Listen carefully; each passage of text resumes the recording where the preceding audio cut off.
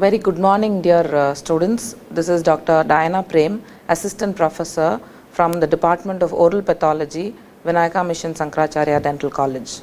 Today, the topic for discussion that I have taken is on fibro-osseous lesions. This fibro-osseous lesion, the name itself is, it will sound unique, isn't it? So, I just want to explain about the various fibro-osseous lesions that are present. So, what are these fibro-osseous lesions? Okay, as the name says, they are both fibrous as well as osseous conditions are present. These are diverse group of lesions characterized by the replacement of normal bone by the fibrous tissue containing a newly formed mineralized product. That means that they are not bone, but they are newly formed mineralized product. It is also vice versa. Okay, some lesions where the normal bone is replaced by connective tissue, in other lesions the connective tissue is replaced by some mineralized product. Okay, this is the basic concept of fibro-osseous lesion. It is a non-specific diagnosis and it is only described as a process. No, it is not a diagnosis, it is a continuous process. So these lesions include developmental, reactive as well as neoplastic lesions. Okay, so based on this origin, Walrens classified these lesions, fibro-osseous lesions, as fibrous dysplasia, which comes under the developmental fibro-osseous lesion, and the reactive lesions being cemento-osseous dysplasia. The cemento-osseous dysplasia, it is further subdivided into periapical cemento-osseous dysplasia, florid cemento-osseous dysplasia, and focal cemento-osseous dysplasia based on the presence of the lesion, based on the occurrence of the lesion. And the neoplastic variety is nothing but the cementifying fibromas, ossifying fibroma, and cemento-ossifying fibroma. This classification was given by Walrens in 1993. Further, in 2005, the WHO gave the further classification as ossifying fibromas, fibrous dysplasias, osseous dysplasia, with again the three types of osseous dysplasia, which is periapical, focal and florid, which again they included familial gigantiform cementoma, and then central giant cell granuloma, cherubism, aneurysmal bone cyst, and solitary bone cyst. Okay, these actually, the aneurysmal bone cyst, solitary bone cyst, all this were usually under the developmental cyst. Okay, so now these conditions also describe, like histopathologically, they describe the presence of some mineralized structure in these lesions. So they had reclassified these lesions or cysts under the fibro-osseous lesions in 2005 by the WHO. Okay, so now amongst this, today I want to emphasize more on one important fibro-osseous lesion, that is fibrous dysplasia. This fibrous dysplasia is benign lesion, presumably it is a developmental in nature, and it is characterized by presence of more fibrous connective tissue with characteristic whorled pattern and containing trabeculae of immature bone. This fibrous dysplasia, or most of the fibro-osseous lesions, are histopathological processes. Okay, they are just a process. They keep differing. They keep differing as they develop into a lesion. Okay, so they are hematomatous in origin, and they are some abnormal reactions of the bone to be localized to some localized traumatic episodes. Okay, so this fibrous dysplasia is one such major lesion that mostly occurs in younger patients. It mostly occurs in younger patients. That is the most important identifying feature of fibrous dysplasia. Coming to the types of fibrous dysplasia, we have four major types of fibrous dysplasia based on the bones that are affected. Okay, so when one single bone is affected, it is called as monoostotic fibrous dysplasia. When multiple bones are affected, it is called as polyostotic fibrous dysplasia. And there is a craniofacial type, and there is something called as cherubism. Now, before I go into the thing, let me explain about each type of fibrous dysplasia. About 70 to 80% of the fibrous dysplasia are monoostotic type, that is, they affect only the single bone. Okay, they are pain and there is pathological fracture and very mild pain in case of monoostotic type of fibrous dysplasia. Okay, the bone deformities are very less severe in monoostotic type and mostly they are painless swelling. Okay, only for elderly patients, rarely it occurs in elderly patient. In that case there is pain, if not there is no pain observed in case of fibrous dysplasia when it occurs in the younger generation. So, coming to the polyostotic fibrous dysplasia, around 20 to 30% of fibrous dysplasias are polyostotic variety. Okay, they involve the skull, they involve the jaws, and they involve the long bones, and pain and pathological fracture is also present in polyostotic fibrous dysplasia. Mostly it tends to occur unilaterally. One side is only affected in case of polyostotic type of fibrous dysplasia. Coming to the craniofacial type, as the name implies, okay, it is a monoostotic type of fibrous dysplasia which affects the cranium and the facial bones. Okay, either the maxilla or the mandible is affected in case of craniofacial type of fibrous dysplasia, which accounts for around 10 to 25% of the most of the fibrous dysplasias. Okay, in this 50% patient with polyostotic form also have the craniofacial type, that is, they might occur in the long bones also as well as in the skull or on the maxilla or on the mandible. Okay, when it occurs, the most striking feature in cases of craniofacial type of fibrous dysplasia are hypertelorism, cranial asymmetry, facial deformity, visual impairment, exophthalmosis, and sometimes the severe cases there is even blindness in case of craniofacial type of fibrous dysplasia. The next important type of fibrous dysplasia is called as familial type of fibrous dysplasia. It is a unique variant which occurs only in children. It occurs only in children in the childhood lesion. Okay, and it is more severe when it occurs in the boys. Okay, it affects the jaw bilaterally, both the right and the left aspect of the mandible is involved, and it gives a cherubic look to the child, a plump look to the child. That is why this condition is named as cherubism. So it is most proven histologically. It has a complete diverse unique feature of histopathological feature when compared to the regular fibrous dysplasias. So today in this discussion I am not going to involve the histopathology of cherubism. It is a separate entity and it will be discussed separately. For further discussion we will be discussing only on the monoostotic and the polyostotic types of fibrous dysplasias. Okay, so coming to the polyostotic type of fibrous dysplasia, as we said, they said there will be fracture, there will be very structural integrity lost in case of, or a weak structural integrity in case of polyostotic. The bone is very weak. Okay, and there is bowing of the skeletal apparatus. Okay, which gives a shepherd crooks appearance to the bone in the radiographical findings. So this is how it looks in the radiographic image, a shepherd crooks deformity. Okay, this particular terminology is a very important point to be remembered in case of clinical discussions during your viva and for your multiple choice questions. Okay, so the unique feature, where do you see shepherd crooks deformity? We should be able to tell that it is seen in case of polyostotic type of fibrous dysplasias.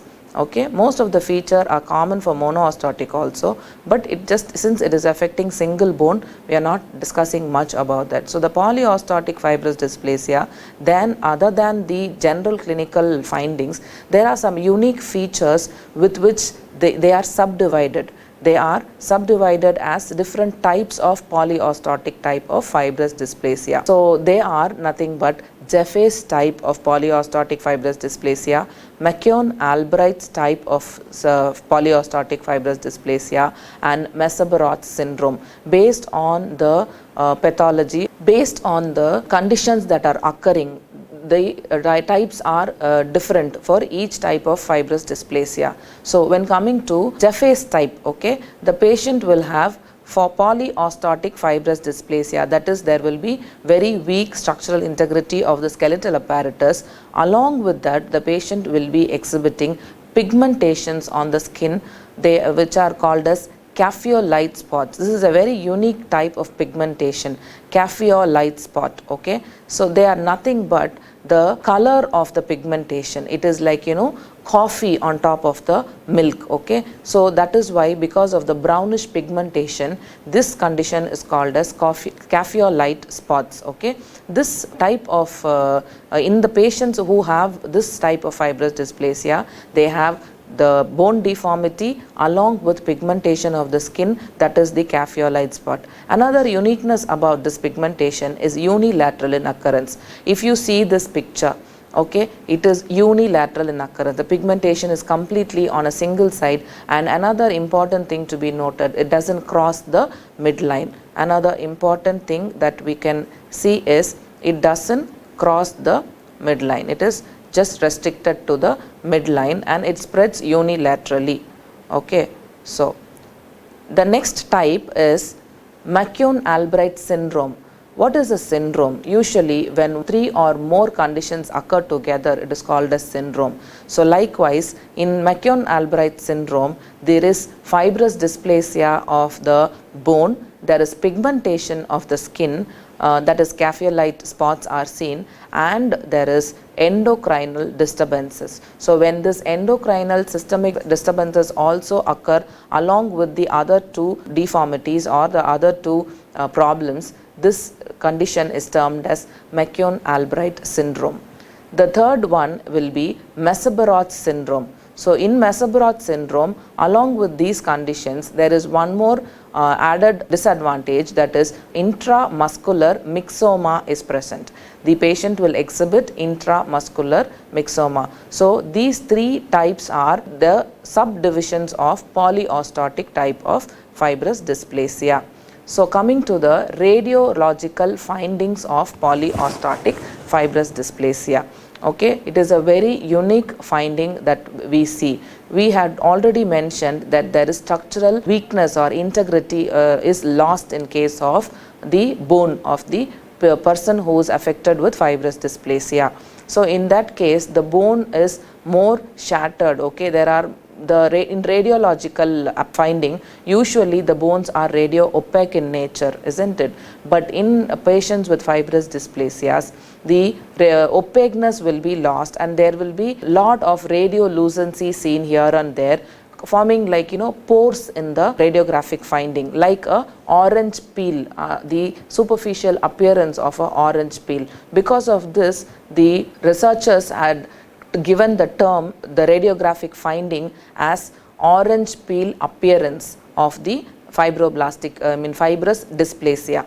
Okay, this is the radiographic finding where you can see more porous trabeculae of bone. It is not radio opaque completely. There is increased trabeculation. It is more opaque and mottled appearance is seen, and this is also called as orange peel appearance or ground glass appearance. So in a glass, when it is shattered, you see all multiple pores, isn't it? So like that, the radiograph will be described as ground glass appearance or orange peel appearance. It is a unique identifying radiographic finding for fibrous dysplasias. Okay, the cortical bones, they are very thin, and the roots of the teeth are moved out of normal position because the integrity, structural integrity of the bone is lost. They become more softer. They are not mineralized. The bone becomes more immature. So there is attachment is very weak in case of tooth. Okay, so there is movement of the root is visible.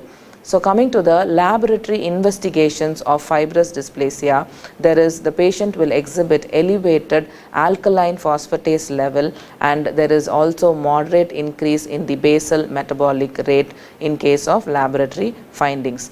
coming to the most important part of fibrous dysplasia, because these fibrous dysplasias are clinically the bone with the radiographic finding we cannot identify such conditions. Okay, mostly these conditions are described or diagnosed more importantly based on the histopathological findings. The histopathological findings of these lesions are completely unique. So with this only they identify the particular lesion. So based on that we have, this is the histopathological finding of a fibrous dysplasia. That is why initially I told cherubism is not discussed here, because the histopathological finding of cherubism is completely different. So here we are discussing only on the histopathological features of fibrous dysplasia. Okay, as you see this picture, so what you observe, okay, this fibrous dysplasia, in histopathology, all the pink structures here you see,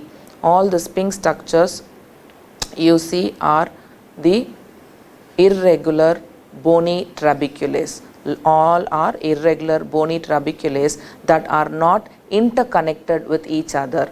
Okay, they are not interconnected with each other.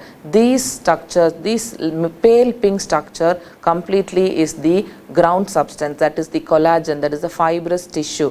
Okay, it is highly cellular and vascular. Okay, these are all the vascularities of the connective tissue that are seen. Okay, these trabeculae are, they lose their maturity, they become immature woven bone. Okay, they are completely replaced by fibrous connective tissue, and because of this activity it is highly cellular also. Okay, and another thing which the researchers identified was the shape of these trabeculae. Most of these trabeculae, if you see, are C-shaped in nature. Okay, if you see this trabeculae, it is C-shaped, this one is C-shaped, this one is C-shaped. Here you see a C-shaped trabeculae. So most of them are C-shaped trabeculae. Okay, based on that they described it as Chinese script pattern. Okay, so coming to the another important aspect is you will not find osteoblastic rimming in case of these are the loss of osteoblastic rimming on the trabeculae, because in a normal bone histology the bony trabeculae are lined by the osteoblast cells, as they are the bone forming cells, and within the formed trabeculae of bone you will be having osteocytes, which are nothing but the entrapped osteoblast cells. Okay, because here the bone is not forming, there is some deformity in the formation of bone, there is loss of osteoblastic rimming. So the highly cellular activity which we are seeing here is the fibroblasts. These are the most prominently observed cells here in the fibrous connective tissue. So the fibroblast cells are more prominent and the osteoblast cells are not to be seen. There is loss of osteoblastic rimming of the trabeculae of bone. Next you see is the C-shaped trabeculae, which the researcher has described it as the Chinese script pattern. Okay, then coming to the irregular immature bony trabeculae, and the trabeculae are not interconnected as we have discussed before, and the stroma is highly cellular and vascular. This is the unique histopathological finding of fibrous dysplasia.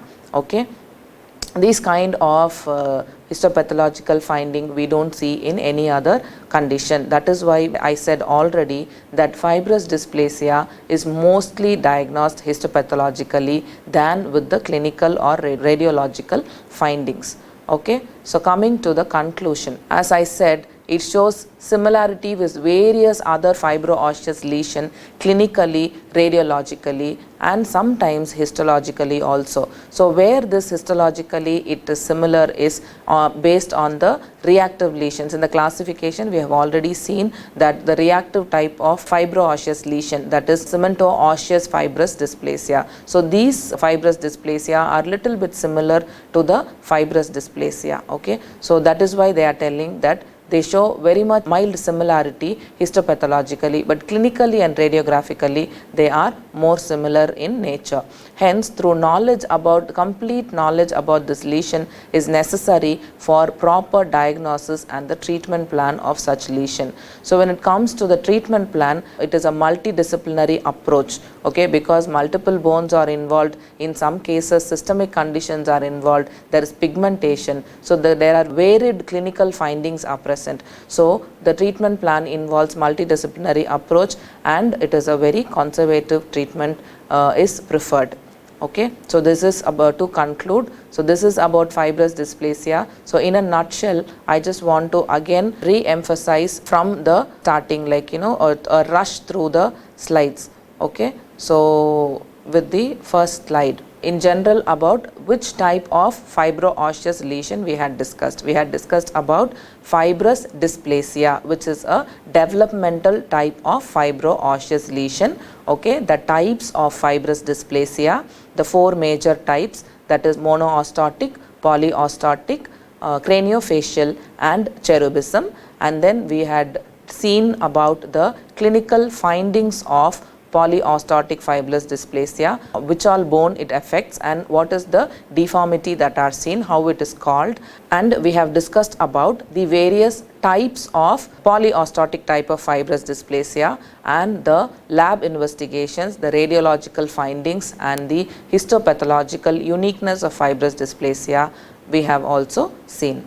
So with this I conclude my presentation. I hope you have a brief idea about what fibrous dysplasia is.